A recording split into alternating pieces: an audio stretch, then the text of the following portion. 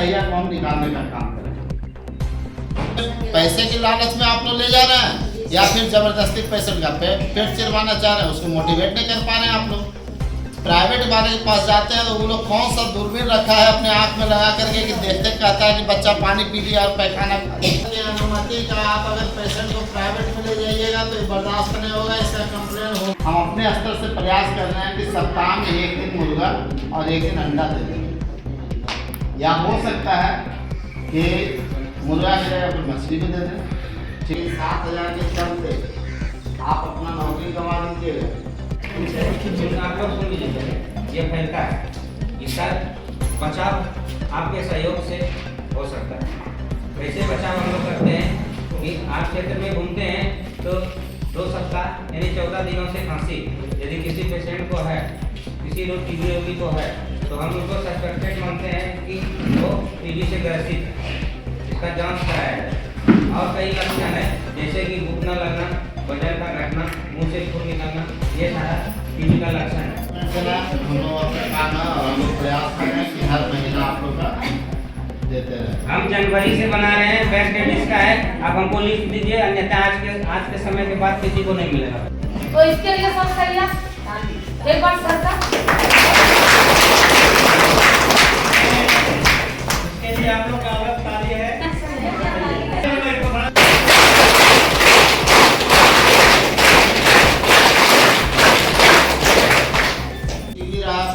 बच्चेदानी की थैली में या फिर क्या बच्चेदानी के बगल में या ओवरी में कहीं भी, तो वैसी स्थिति में हम लोग ऑपरेशन जीरा तो ले जाता है, लेकिन ऑपरेशन हम लोग का सक्सेस नहीं होता। वहाँ पर आप लोग क्या कीजिएगा, उसके हस्बैंड को मोटिवेट कीजिएगा कि इसका तो किसी के जिस कारण जो कारण रहेगा बता करके किसी कारण से नहीं हो पाया, तो इसमें आप अपना करवाइए। और चूँकि जेंट्स का करने में कोई दिक्कत है ना, 10 मिनट का काम है, दर्द भी नहीं होगा, कुछ नहीं होगा उसमें, तो उस तरह से हमारा एनर्जी भी बढ़ जाए, समझे ना। तो अगर उस तरह का कोई दिक्कत आता है तो आप उसके हस्बैंड को मोटिवेट कर सकते हैं। ये हो गया आपका ऑपरेशन से रिलेटेड। दूसरा आप आइए डिलीवरी से रिलेटेड। अभी तक आप लोग जो है आते हैं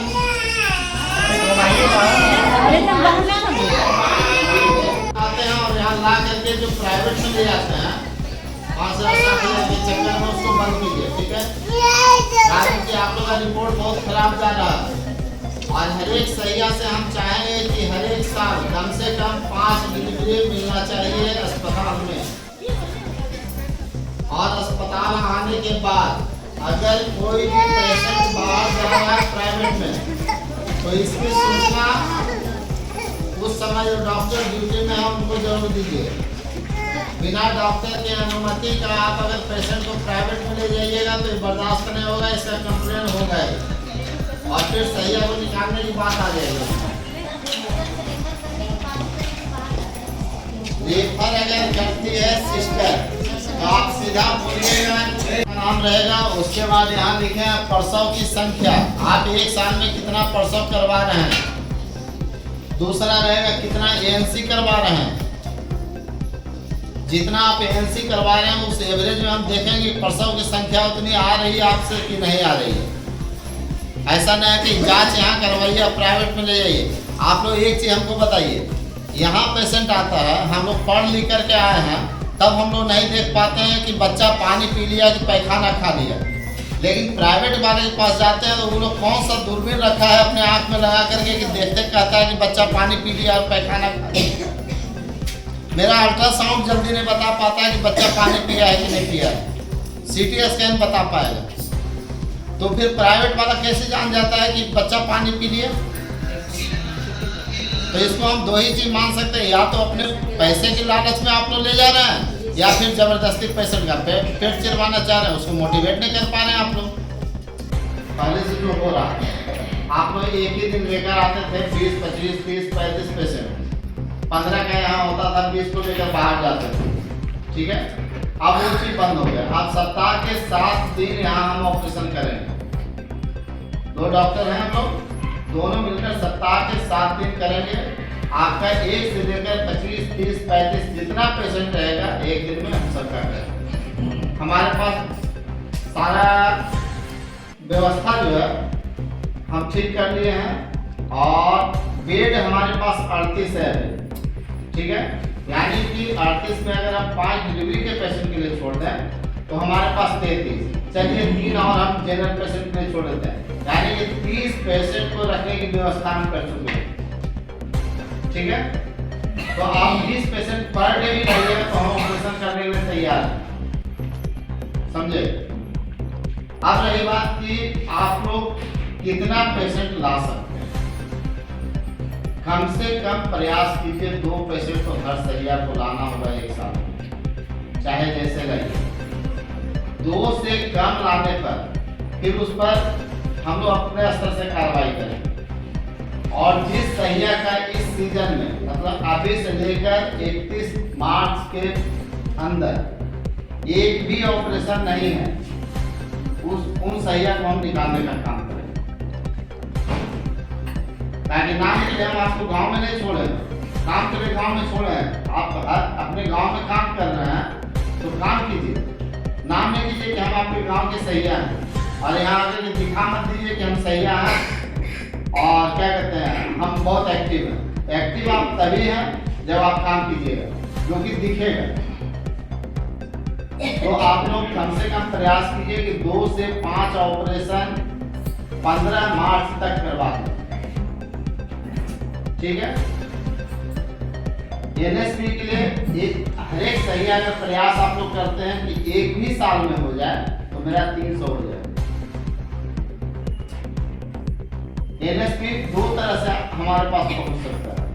पहला, बहुत सारे लेडीज का है कि हम लोग पंजीकरण करवाते हैं, सक्सेस नहीं होता है, किसी का ट्यूब नहीं मिला, किसी का और कोई प्रॉब्लम रहा, तो वैसा में आप लोग उसके ठीक है।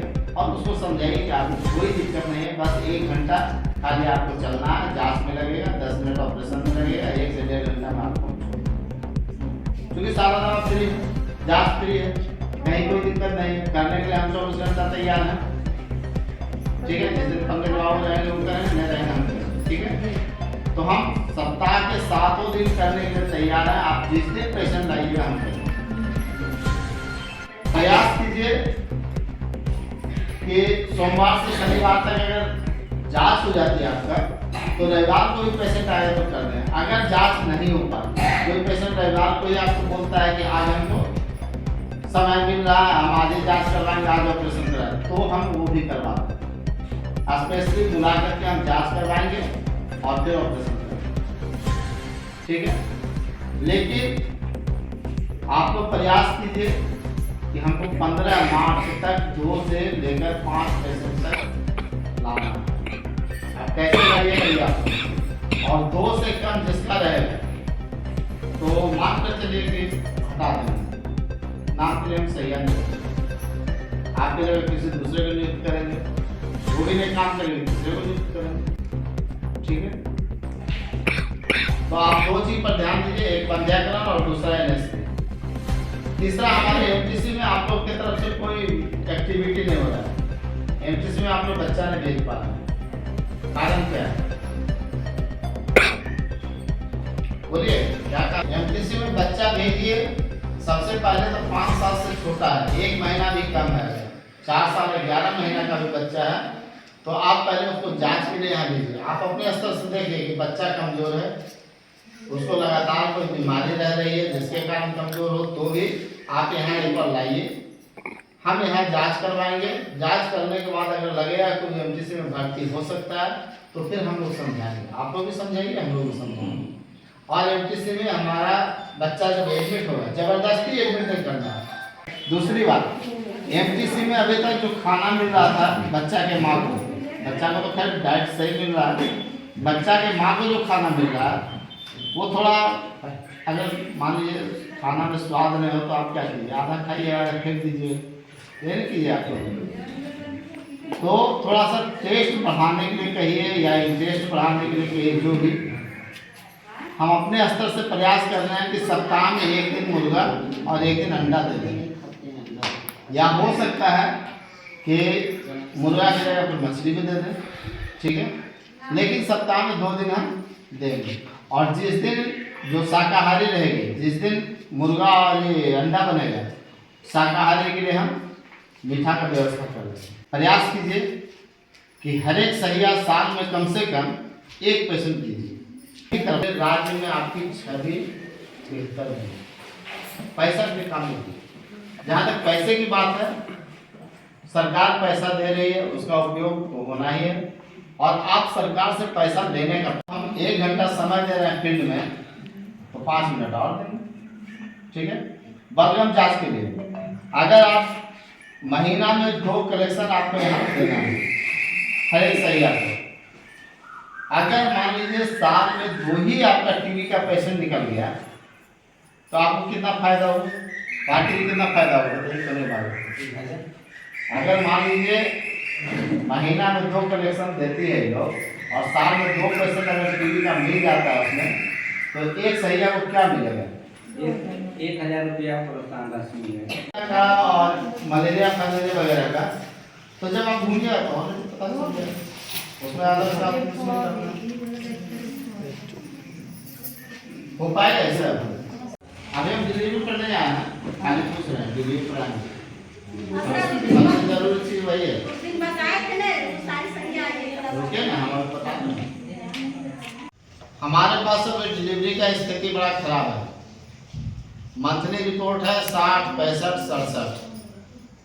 पिछले महीने का मात्र 67 है। कैसे बढ़ेगा बताइए आप।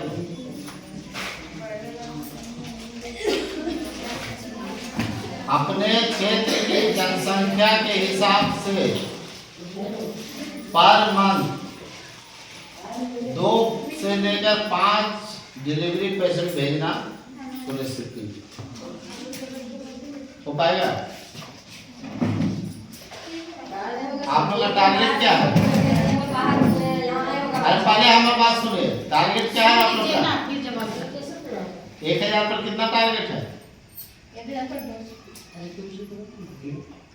या किसी को लगता है पता नहीं, कोई अरे कोई तो बोलिए इधर से, उधर बोलो तो कुछ बोल देंगे तो सही हो जाएगा। क्या कि आप लोग इससे नहीं जाना, आप लोग तो कुछ बताइए। 1000 जनसंख्या पर कितना डिलीवरी का पेशेंट आपके पास आएगा? 2 से 4। ठीक है, हम कितना बोल रहे हैं? 2 से 5। ठीक है, तो आप लोग का प्रयास अगर इस क्षेत्र में हो जाता है कि आप 2 से 5 हमारे पास भेज देते हैं, तो मेरा यहाँ डिलीवरी का संख्या बढ़ जाएगा। अभी बहुत घट गया है। घटने का बहुत सारा कारण है। पहला कारण रेफर यहाँ से बहुत ज़्यादा हो रहा है, ठीक है। मेरा प्रयास हो रहा है कि अब हम रेफर बहुत कम करें, समझिए।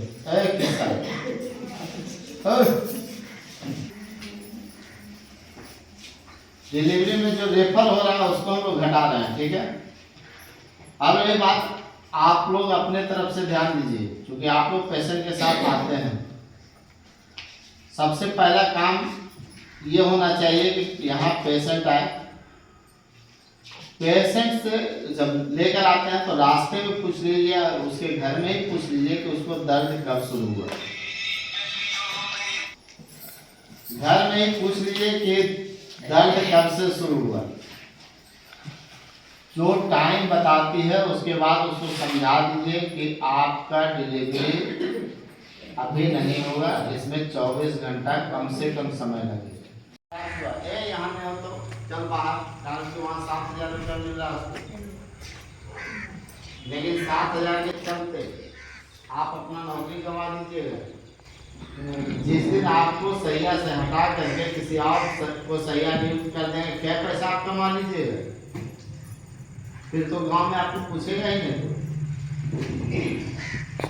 वैसा काम नहीं कीजिए। आप एक चीज बताइए, जितने पेशेंट को ले जाते हैं प्राइवेट में, नॉर्मल डिलीवरी कितना होता है? 10 को लेकर जाइएगा प्राइवेट में, नॉर्मल डिलीवरी रेयर एकांत हो गया जो कि जाते जाते हो जाए तो अलग बात है। वहाँ पहुँचने के आधा घंटा बाद किसी का नॉर्मल डिलीवरी होता है, सबका सिजेरियन होता है।